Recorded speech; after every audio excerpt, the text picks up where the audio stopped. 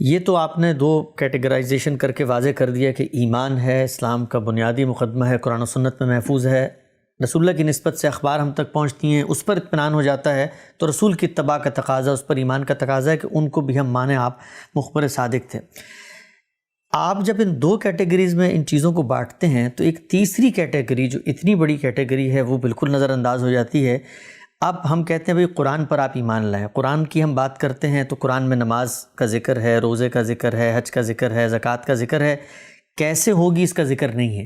یہ سب کچھ قرآن سے لے کر آج تک امت کے علماء نے اجماع سے بیان کیا ہے۔ میں صرف آپ سے اصول میں ایک بات سمجھنا چاہتا ہوں کہ ایک ہو گیا ایمانیات، ایک ہو گئی روایتیں، یہ بیچ میں جو ساری ضروریات دین ہیں علماء پہلی نسل سے لے کے آج تک منتقل کر رہی ہیں، اس کو کیسے ہم یہ کہہ کر نظر انداز کر سکتے ہیں کہ یہ تو سب حدیث ہے، اس میں گفتگو بھی ہو سکتی ہے۔ وہاں تو حدیث نہیں ہے، وہاں تو پوری امت رسول اللہ سے ایک دین لے رہی ہے اور آگے منتقل کر رہی ہے، نہ وہ قرآن میں ہے نہ وہ سنت میں ہے۔ دو چیزیں ہیں جو رسالت مآب صلی اللہ علیہ وسلم نے براہ راست ہمیں دی ہیں، یعنی ایک اللہ کی کتاب قرآن مجید، صحابہ کرام کو آپ نے پڑھ کر سنائی، اللہ کی کتاب کی حیثیت سے پڑھ کر سنائی، اللہ کی کتاب کی حیثیت سے انہوں نے اس کو اخذ کیا، اللہ کی کتاب کی حیثیت سے یاد کیا، اللہ کی کتاب کی حیثیت سے لکھا، اور نسلاً بعد نسلاً مسلمان اسی طرح اس کو منتقل کر رہے ہیں۔ دوسری چیز سنت ہے۔ میں نے تو اس کو پچھلے 30-35 سال میں بالکل الگ کر کے بتایا ہے، بلکہ فہرست ترتیب دے دی ہے کہ یہ سنت ہے۔ سنت کیا ہے؟ وہ عملی چیزیں جن کو مسلمانوں کو اختیار کرنا ہے۔ تو یہ آپ نے نماز کی مثال دی، یہ روزے کی مثال دی، یہ حج کی مثال دی، یہ سب سنت سے متعلق چیزیں ہیں، ان میں بھی کسی بحث کا کوئی سوال نہیں ہے۔ رسول اللہ صلی اللہ علیہ وسلم نے اپنے ماننے والوں کو یہ چیزیں بتائیں، یہ اس سے پہلے دین ابراہیمی کی روایت کی حیثیت سے موجود بھی تھیں، ان کی تجدید کی، ان کی اصلاح کی، صحابہ کرام میں ان کو جاری کر دیا۔ اب یہ دیکھیے کہ ان میں ایک ایک چیز عملی نوعیت رکھتی ہے، یہ محض ایک لفظ نہیں ہے جو کہا گیا اس کو آگے منتقل ہونا ہے۔ یعنی اگر لوگوں کو کہا گیا کہ نماز پڑھنی ہے تو نماز شروع ہو گئی، روزے رکھنے ہیں تو رمضان جب بھی آیا روزے رکھے گئے، لوگ عمرہ کرنے کے لیے نکل کھڑے ہوئے، انہوں نے ہر سال حج کیا۔ یہ جتنی چیزیں ہیں میں نے ان کی فہرست جس طرح کہ عرض کیا مرتب کر کے پیش کر دی ہے، یہ سب کی سب اجماع اور تواتر سے منتقل ہوئی ہیں۔ یہ اجماع اور تواتر کیا ہے؟ یہ پوری مسلمان امت کا اجماع اور تواتر ہے، یہ مسلمانوں کے پورے علم کا اجماع ہے، یہ صحابہ کرام کی پوری جماعت کا اجماع ہے۔ قرآن بھی ایسے ہی منتقل ہوا ہے، سنت بھی ایسے ہی منتقل ہوئی ہے، اس لیے ان میں اور روایات میں کوئی باہمی تعلق نہیں ہے۔ روایات افراد منتقل کر رہے ہیں، یعنی افراد نے، ایک نے، دو نے، تین نے، چار نے کوئی بات سنی ہے۔ یہاں ایک اور بات واضح کر دوں، یہ جو اجماع اور تواتر نقل پر قائم ہوتا ہے، ساری تاریخ ایسے ہی منتقل ہوتی ہے۔ مغلیہ سلطنت قائم ہوئی، قائد اعظم نے پاکستان بنایا، کارل مارکس نے ڈاس کیپٹل لکھی، انگلستان میں ملکہ الزبتھ حکومت کرتی رہی ہیں، یہ سب اجماع اور تواتر سے منتقل ہوتا ہے۔ اس میں واقعہ ہے جو لوگوں کے سامنے آتا ہے، یا کوئی عملی چیز ہے جو رائج ہو گئی ہے، اس کو اختیار کر لیا گیا ہے۔ قول، یہ صرف قرآن مجید ہے کہ جس میں قولی تواتر واقع ہوا ہے دنیا کی تاریخ میں، یعنی لوگوں نے پوری کی پوری کتاب کو یاد کر کے نسلاً بعد نسلاً آگے منتقل کیا ہے۔ ورنہ قول آپ یہ دیکھیے، میں اس کی مثال دیتا ہوں، رسالت مآب صلی اللہ علیہ وسلم نے حجۃ الوداع کا ایک خطبہ دیا ہے، ٹھیک، یہ سب سے بڑا واقعہ ہے، اس میں تو کوئی شبہ نہیں ہے نا۔ یہ بتایا جاتا ہے کہ 1,00,000 سے اوپر صحابہ کرام اس وقت موجود ہیں۔ ٹھیک، یہ بات کہ رسالت مآب صلی اللہ علیہ وسلم آخری حج کے لیے گئے، یہ واقعہ ہے۔ یہ بات کہ آپ نے خطبہ دیا، یہ واقعہ ہے۔ آپ دیکھیے بالکل بالاجماع منتقل ہو گئے سب کے سب، یعنی کسی کو کوئی اختلاف نہیں ہے اس میں۔ یہ بات کہ آپ نے خطبے میں کہا کیا، یہاں قول زبان سے نکلنا ہے، یہ اس طرح منتقل ہو ہی نہیں سکتا، اور نہیں ہوا، واقعہ بھی یہی ہے۔ یعنی یہاں کیا ہوگا، یہاں یہ ہے کہ سننے والوں میں سے کسی نے آگے اس کو بیان کر دیا، 2 نے کر دیا، 3 نے کر دیا، 4 نے کر دیا، یعنی جس وقت یہ واقعہ ہو گیا اس کے بعد ان اقوال کا بیان شروع ہوا۔ میں نے حضور سے یہ سنا تھا، رسول اللہ نے یہ فرمایا تھا، یہ سب اخبار احادی ہوں گے، یہ ہو ہی نہیں سکتا۔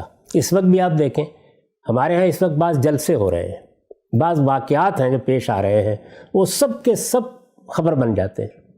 جلسہ ہوا ہے، گجرانوالے میں جلسہ ہوا ہے، کوئٹہ میں جلسہ ہوا ہے، فلاں جگہ پر یہ حادثہ ہو گیا ہے، ٹھیک، یہ سب چیزیں ہو جاتی ہیں، لیکن جلسے میں تقریریں کی گئی ہیں۔ وہ آج کے زمانے پہ قیاس نہ کیجیے کہ اخبار ان کو نقل کر رہے ہیں، ٹیلی ویژن ان کو سنا رہا ہے، ریڈیو پر وہ نشر ہو رہی ہیں، نامہ نگار ان کو بیان کر رہے ہیں۔ یہ تو اس وقت نہیں تھا۔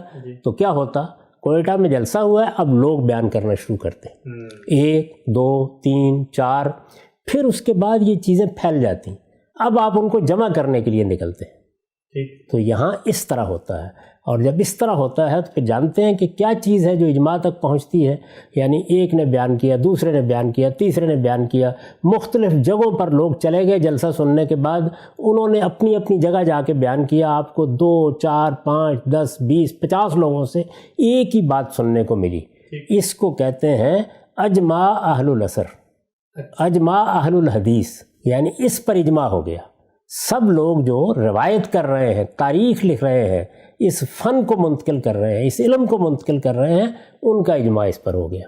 یہ وہ اجماع نہیں ہے کہ جو صحابہ کا اجماع کہلاتا ہے، جو پوری امت کا اجماع کہلاتا ہے، جو علم کا اجماع کہلاتا ہے۔ یعنی وہاں کیا ہوتا ہے کہ رسالت مآب صلی اللہ علیہ وسلم کے صحابہ نے ایک واقعے کو دیکھا اور وہ واقعہ ہر ایک نے بیان کر دیا۔ جیسے میں نے کہا کہ حجۃ الوداع پہ ایک خطبہ دیا گیا، یہ واقعہ ہے۔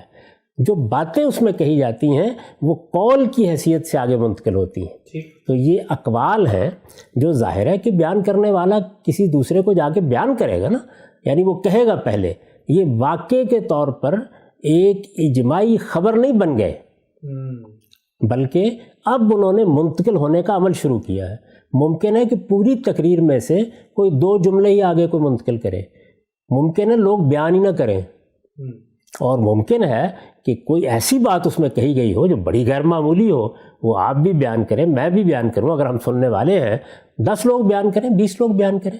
تو جب بہت زیادہ لوگ اس کو بیان کر دیتے ہیں نا، تو اس کو اس فن میں، یعنی اس تاریخی ریکارڈ کو منتقل کرنے کے فن میں، جس کو آپ حدیث کا فن کہتے ہیں، جس کو آثار کا فن کہتے ہیں، اس میں اس موقع پر کہا جاتا ہے تواترت الاخبار۔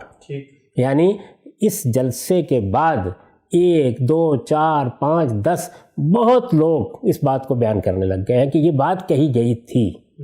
اچھا، اس میں بسا اوقات الفاظ کا بھی اختلاف ہو جاتا ہے، تو اس میں ایک معنوی اشتراک ڈھونڈ لیا جاتا ہے کہ چلیے الفاظ میں کچھ اختلاف ہو رہا ہے، لیکن سب کے سب مدعا کے لحاظ سے یہ بات بیان کر رہے ہیں۔ تو یہاں کیا ہوگا، یعنی 50 لوگ ہو جائیں گے، 100 لوگ ہو جائیں گے۔ 50-100 لوگوں کے معاملے میں اس فن میں یہ ایک اور اصطلاح وجود میں آئی، یعنی تواترت الاخبار۔ تواترت الاخبار کا مطلب وہ تواتر نہیں ہوتا، اور جب کہا جاتا ہے اجماع اہل العصر تو اس سے مراد وہ اجماع نہیں ہوتا۔ اب یہ دیکھیے کہ یہ جو تواتر ہے، اس کے نتیجے میں ایک جملہ لوگوں میں شائع و ضائع ہو گیا، لوگوں نے اس کو ماننا شروع کر دیا، آگے بیان کرنا شروع کر دیا۔ تو دوسرے دور میں ہو سکتا ہے کہ سب کے سب لوگ اس کو بیان کر رہے ہیں، لیکن ایک محقق یہ دیکھے گا کہ بات کی ابتدا کہاں سے ہوئی ہے۔ تو اس وجہ سے جب آپ اس طرح کے کسی موضوع پر تواتر کا لفظ سنتے ہیں یا اجماع کا لفظ سنتے ہیں، تو پہلے اندر اتر کر دیکھیے کہ کس ذیل میں یہ بات کہی جا رہی ہے۔ کیا یہ وہ تواتر و اجماع ہے جو قرآن کے بارے میں پوری امت نے منتقل کرنے میں اختیار کیا ہے؟ کیا یہ وہ اجماع اور تواتر ہے جو صحابہ کرام سنت کو منتقل کرنے میں اختیار کر رہے ہیں؟ یہ وہ نہیں ہے۔ اسی طرح جو بڑے بڑے واقعات کا اجماع ہوتا ہے، مغلیہ سلطنت قائم ہوئی، علامہ اقبال نے بانگ درا لکھی، قائد اعظم نے پاکستان بنایا، یہ اجماع اور یہ جو اقوال کا اجماع ہے یہ بالکل مختلف چیز ہے۔ یعنی اس کے وجود پذیر ہونے کی ایک تاریخ ہوتی ہے، وہ پہلے دن سے واقع ہو جاتا ہے، نسلاً بعد نسلاً منتقل ہوتا ہے، اس کو وقت لگتا ہے۔ یعنی جلسہ سن کے لوگ آئے ہیں، تقریر سن کے لوگ آئے ہیں، گفتگو سن کے لوگ آئے ہیں، وہ اب بیان کرنا شروع کریں گے۔ اچھا، اسی طرح وہ واقعات جو سب کے سامنے نہیں ہوتے، ان کی نوعیت بھی یہی ہوتی ہے۔ تو پوری تاریخ کو جب آپ پڑھتے ہیں تو یہ بالکل واضح ہو جاتا ہے کہ اس میں ایسی چیزیں جو عملی نوعیت کی ہیں جاری ہو گئی ہیں، یا کسی چیز کو ایک واقعے کے طور پر لوگ سب کے سب بیان کر رہے ہیں، یہ تو ہر جگہ نظر آئے گا۔ لیکن ملکہ الزبتھ نے ایک تقریر کی تھی 1952 میں، اگر اس کو ریکارڈ نہیں کیا گیا، اگر اس کو لکھنے والوں نے لکھا نہیں ہے، تو پھر اس تقریر کے جملے ہوں گے جو اخبار احاد سے آگے منتقل ہوں گے، اور ممکن ہے کہ ایک نسل کی تحقیق کے بعد یہ معلوم ہو کہ بہت لوگوں نے یہ جملہ بیان کیا ہے، یہ جملہ کہا گیا تھا، جب بہت لوگوں نے بیان کیا، وہی میں نے عرض کیا کہ پہلے ایک کرے گا پھر دو کریں گے، جب آپ جمع کرنے نکلیں گے تو ہو سکتا ہے کہ 40-50 لوگوں کی روایت مل جائے، تو اس کو کہا جاتا ہے تواترت الاخبار۔ یہ اصطلاح اس علم کی اصطلاح ہے، اس کو کہا جاتا ہے جب سب کے سب مورخین یہ بات بیان کر رہے ہوں تو اجماع اہل العصر۔ تو یہاں اجماع کا لفظ بھی اور معنی میں بولا جاتا ہے اور تواتر کا لفظ بھی اور معنی میں بولا جاتا ہے۔ یہ وہ مفہوم ہے جس میں ہمارے دور کے ایک بڑے عالم مولانا انور شاہ کشمیری نے وہ کتاب لکھی ہے کہ التصریح بما تواتر فی نزول المسیح۔ اچھا، اس میں بھی تواتر کا لفظ استعمال ہوا ہے، اس سے مراد یہ تواتر ہے۔ یعنی اتنی روایتیں ہیں، میں آگے چل کے اس کا ذکر کروں گا، اتنی روایتیں ہیں کہ یہ کہا جا سکتا ہے کہ راویوں نے اس میں تواتر اختیار کر لیا ہے۔ یہ روایت کا تواتر ہے، یہ خبر کا تواتر ہے، یہ اہل عصر کا اجماع ہے۔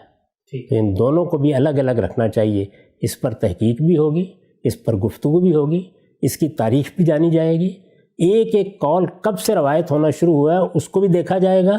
یہی ساری امت دیکھ رہی ہے، اس مسلمان امت کا علم یہی دیکھ رہا ہے، اسی کو لکھا جا رہا ہے، اسی پر کتابیں ترتیب پا رہی ہیں۔ یہ بخاری مسلم یہ اسی فن کے ائمہ ہیں۔ تو یہاں بالکل اور نوعیت ہے اور سنت بالکل اور طریقے سے منتقل ہوئی ہے، قرآن اور طریقے سے منتقل ہوا ہے۔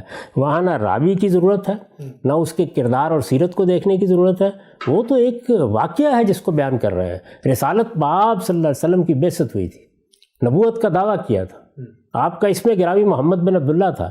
یہ وہ واقعات ہیں کہ جو تواتر سے اور اجماع سے منتقل ہو گئے، ان کے بارے میں کسی راوی کو نہیں دیکھا جاتا، لیکن جب اقوال روایت ہونا شروع ہو جاتے ہیں، میں نے ابھی مثال دی، ہر آدمی کہتا ہے کوئٹہ میں ایک جلسہ ہوا ہے، یہ سب کو معلوم ہے، لیکن اس میں کیا باتیں کہی گئیں یہ ایک ایک کر کے دو کر کے نقل ہونا شروع ہوں گی، کچھ وہیں رہ جائیں گی، کچھ نقل ہو جائیں گی، کچھ میں الفاظ تبدیل ہو جائیں گے۔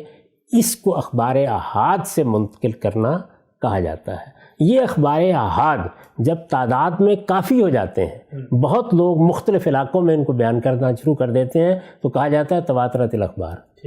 اور تمام لوگ جو اس فن میں کام کر رہے ہیں، اس علم میں کام کر رہے ہیں، وہ اگر سب کے سب اس پر متفق ہو جائیں تو اس کو کہا جاتا ہے اجماع اہل العصر۔ تو پہلے ان دونوں اصطلاحوں کا فرق سمجھ لیجیے۔